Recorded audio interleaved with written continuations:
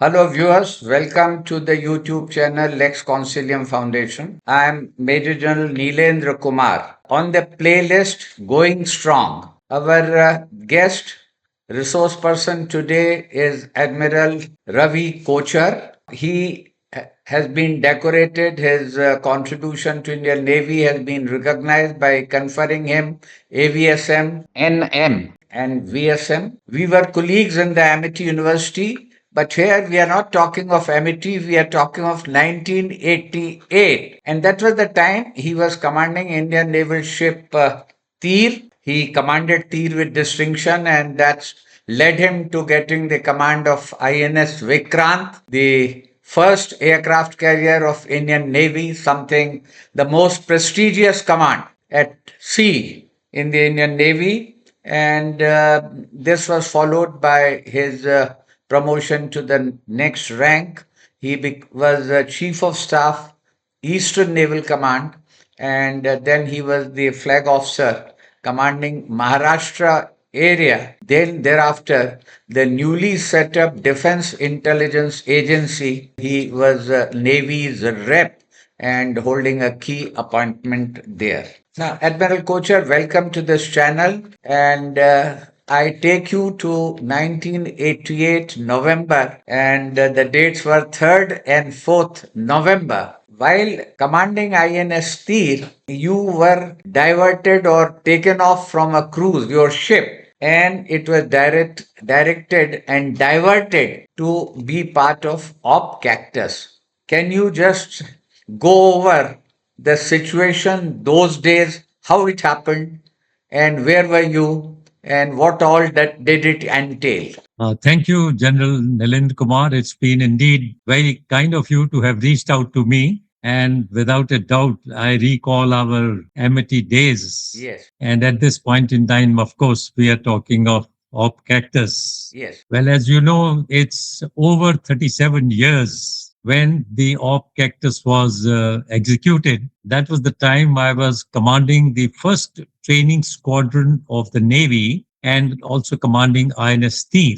And this was, as part of the cadets training, we always take them to long sailings and cruise included. And on this occasion, we were returning from a cruise. And as we were approaching our coastal areas, I got a signal from the naval headquarters that proceed with best speed to Malé. Okay. Now, we had heard of this operation, which was kind of underway at that time, and the problem Malé had because on board ships also we keep track of the news all the time, and we in fact download the news and publish newspaper kind of thing to all our sailors and officers also.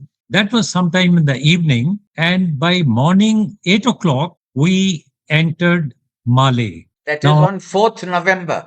4th November. Would you like to just indicate what was the strength of personnel on your ship? You had how many officers and crew? There were about 18 officers and 200 plus sailors. And the number of cadets also ranging, I think, between 65 to 70, roughly that kind of the crew we had on board. That was in addition to officers, crew, then there were cadets. Cadets, basically, it's a cadet training ship.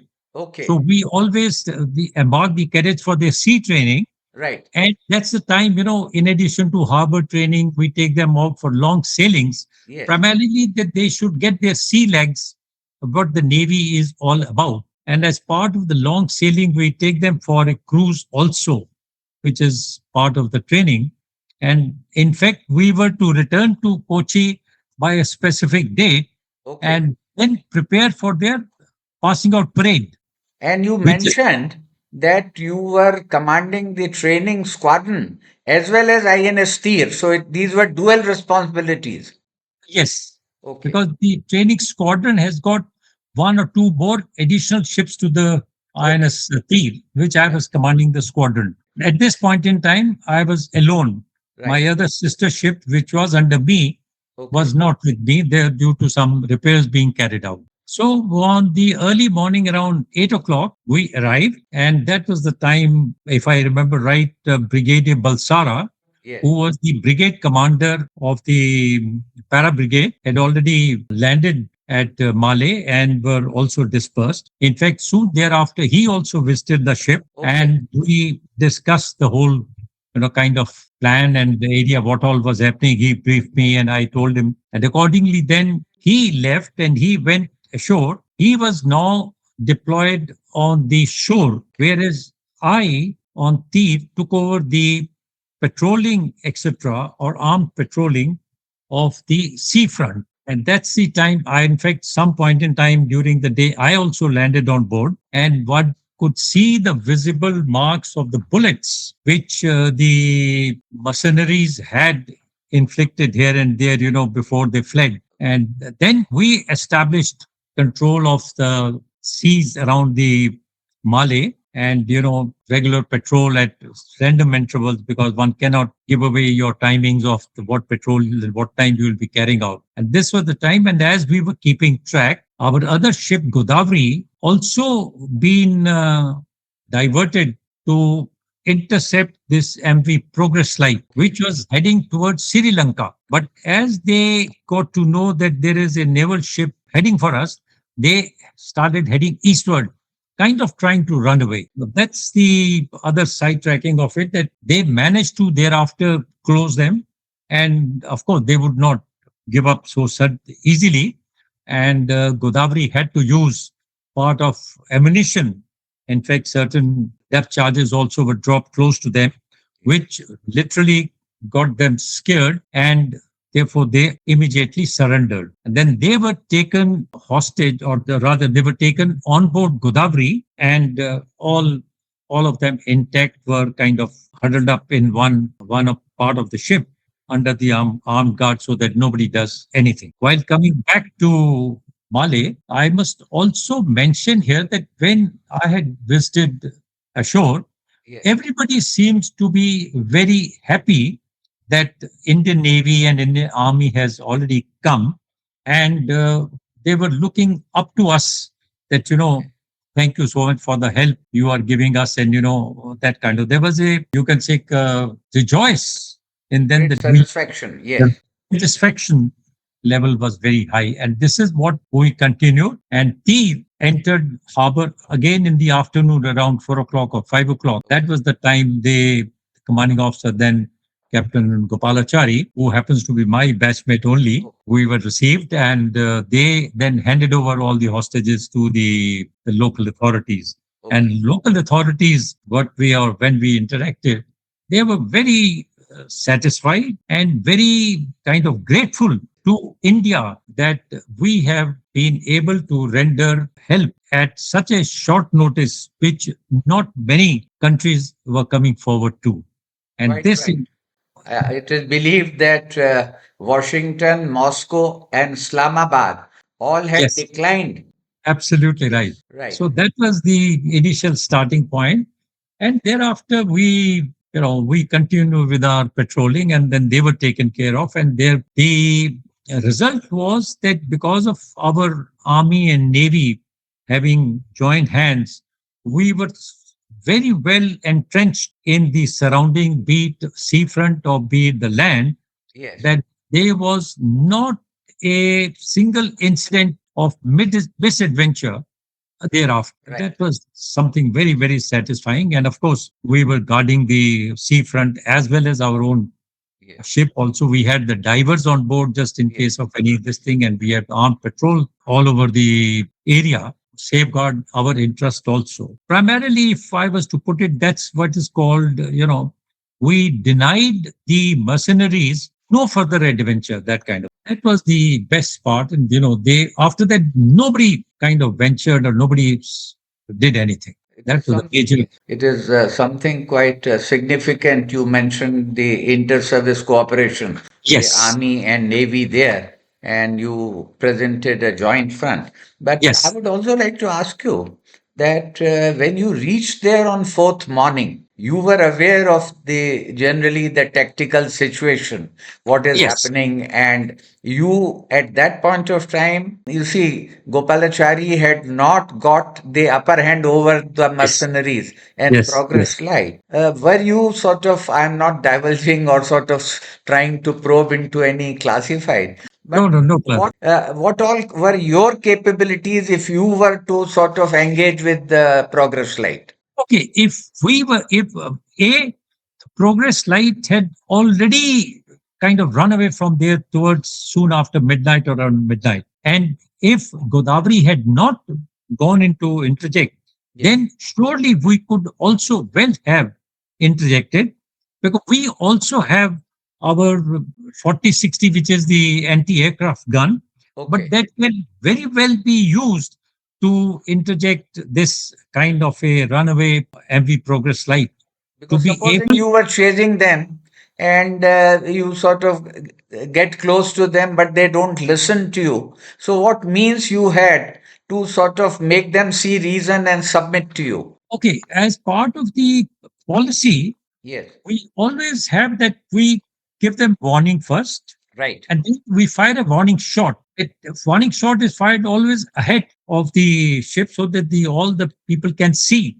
Yes. Because if you don't take them seriously, then Yes. we will, and we will surely we have the capability of attacking you, kind of thing, or even to the extent if required to sink you. That possibility did not arise, though. Yes, and it is believed that while the hostages on progress line, they were sort of rescued, mercenaries were captured and Yes, brought, as you have said, Gopalachari brought them to the shore, but yes.